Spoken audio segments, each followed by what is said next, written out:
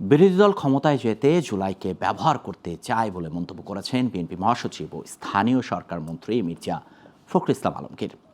তিনি বলেন, বিএনপি জুলাই সনদের প্রতিটি অক্ষর পালন করবে।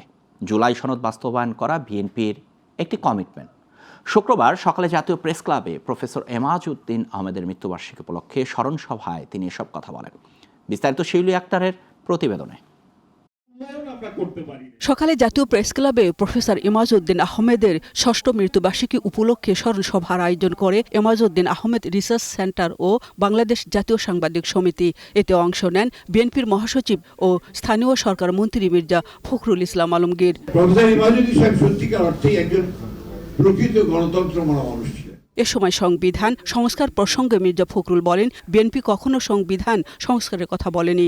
বিএনপি সংবিধান সংশোধন করতে চায়। সংবিধান সংস্কার আর সংবিধান সংশোধন, আমরা তো বরাবরই বলে এসেছি যে আমরা সংবিধান সংশোধন করতে চাই, আমরা সংবিধান সংস্কারের কথা কখনোই বলি।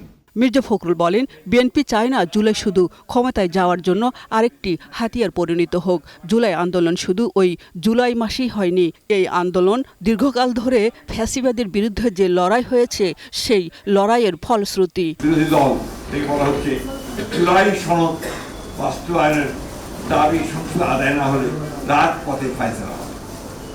এই প্রশ্নটা আসলে আমার কাছে মনে হয় যে মানুষকে বিভ্রান্ত করার জন্য প্রশ্নগুলো তোলা হচ্ছে। জুলাই সনদ তো আমরা স্বাক্ষর করেছি একসাথে, যে সমস্ত দলগুলো আমরা আন্দোলন করেছি একসাথেই স্বাক্ষর করেছি, এবং জুলাই সনদে প্রতিটি অক্ষর আমরা বারবার করে বলছি যে আমরাই বাস্তবায়িত।